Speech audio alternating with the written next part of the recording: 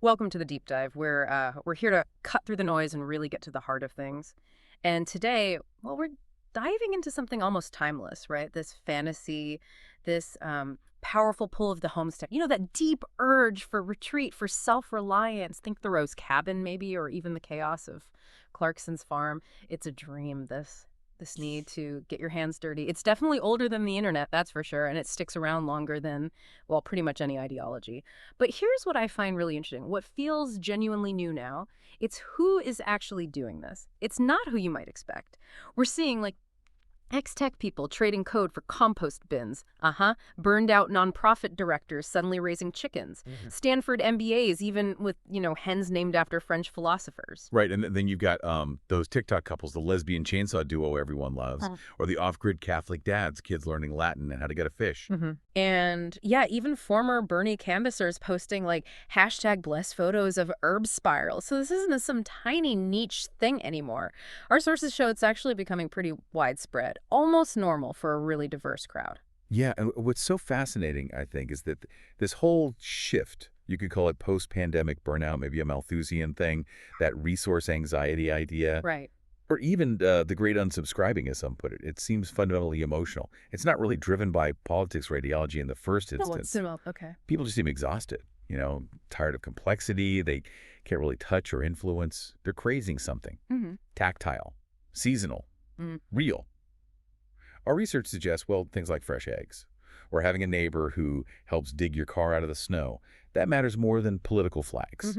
Practical stuff. Exactly. It's less an ideological migration and more of an emotional relocation. Yeah. People aren't moving for a manifesto. They're moving because they're tired of the noise, maybe. They want to feel grounded. Okay, so if that's the case, what does all this actually mean for, how we build communities, how we handle differences, maybe find some peace in this very complex world? That's really our mission here today, right? To unpack this whole phenomenon. We want to explore that surprising common ground, the stuff that pops up when the pipes freeze or the generator dies, and understand how these really practical needs are forging some, well, unexpected bonds. We're calling it the modern homestead movement. So let's dig in a bit more. Who are these modern homesteaders beyond the, catchy examples we just threw out? It's not just one type, is it? Oh, absolutely not. I mean, there's that romantic image, sure, but the reality, looking at articles, forums, community posts, it's way more diverse. You see young families leaving cities looking for cheaper land, maybe a slower pace, but also older couples wanting to be more self-sufficient as they retire. We're talking like former software engineers suddenly learning how to graft apple trees. Yeah. Graphic designers raising sheep, healthcare workers getting into permaculture. Yeah. One source we looked at followed this family, 5 of them, sold their place near Austin, bought 20 acres way up in Vermont. It changed. Huge. And not because they were suddenly preppers, but the parents just felt the kids were missing, nature, real skills. Their driver was purely emotional, wanting a different quality of life, feeling present instead of just connected all the time. That makes a lot of sense, and it feels quite different from, say, earlier back to the land movements. They often had really specific counterculture or political aims. This sounds, different. But, okay, it can't all be cute chickens and perfect gardens. What are our sources saying about the practical side, the challenges? Because, honestly, it was like an incredible amount of work. It absolutely is. Yeah. This is where the dream often meets the reality, or the mud, you could say. Our sources are really clear on this. Homesteading is physically demanding. It can be financially draining. And the learning curve is, well, steep. One article detailed this couple. After just 1 year, they'd spent nearly double their initial budget. Just on infrastructure. Oof. Yeah. Septic system, fencing, Yeah. tools, stuff they hadn't fully accounted for. And they totally underestimated the sheer range of skills they'd need. Basic carpentry, plumbing, animal care, preserving food. Everything. Pretty much. One homesteader was quoted saying something like, "I pictured myself reading poetry by the pond. Instead, I'm fixing a fence in the pouring rain at 2 a.m." So yeah, the dream takes a lot of sweat and a pretty high tolerance for things going wrong. That's a really crucial point. It's not just wanting it, it's having the grit, the resilience to actually do it. So given these huge practical hurdles, how do these incredibly different people, the ex-coder and the off-grid how do they actually manage, especially when things go wrong for everyone, like a power cut or a well breaking down? This is where that idea you mentioned, tactical trust, really seems important, isn't it? Precisely. Yeah, this is one of the most, I think, compelling things we found. When the well pump gives out, or maybe a blizzard knocks out power for days, suddenly the political differences, the lifestyle choices, they just fade away. Don't matter much then. Not at all. What matters is who's got a working generator, who knows how to fix that pipe, who can share some eggs because your hens stopped laying.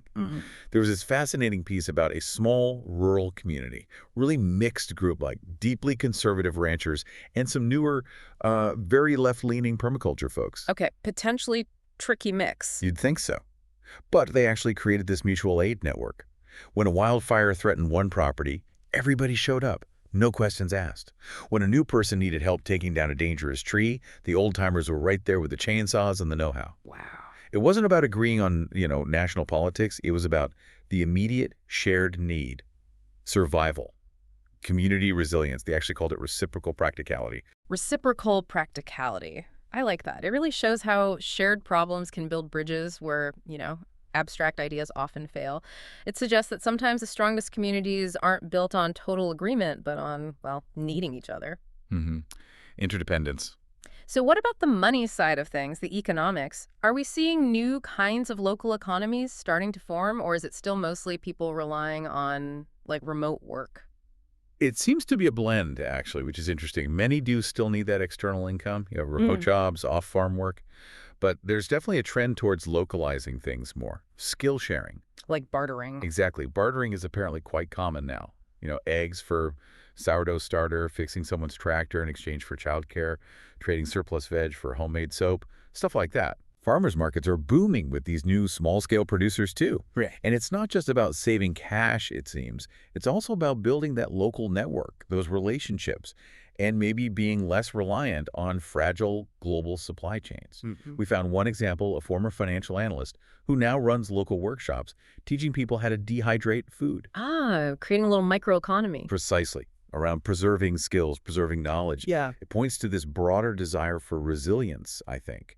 Not just individual resilience, but community resilience. And when you connect all this to the bigger picture, it feels like maybe the end of the world hasn't quite happened, but that illusion of total security, that's definitely cracked. I think that's fair to say, yeah. And what you're left with, when the screens go dark and the noise fades, it's all very tangible, isn't it? It's land, seeds, sweat. Things you can actually hold. And maybe, most importantly, what's often left is, while someone you never thought you'd trust, standing right there next to you holding a shovel, out there, the internet fades into the background pretty quickly. But the compost pile, that's very real. And the chicken coop. Always needs fixing. Always needs fixing. Together. Which really brings up a crucial question, doesn't it? In a world where these ideological gaps feel just huge, insurmountable sometimes, what does it actually mean when, say, the trad wife and the permaculture queer elder end up as neighbors? Right. And they're, trading eggs for starter, watching the clouds together, trying to guess when the first frost will hit.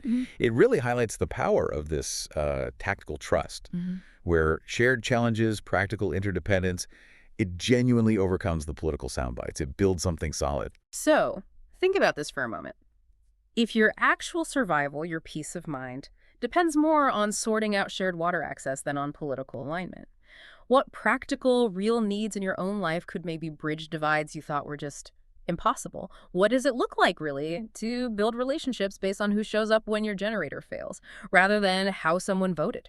This whole deep dive suggests that sometimes, maybe the deepest connections aren't forged in agreement at all, but in shared mud, mutual aid, and the undeniable reality of a chicken coop that always needs fixing.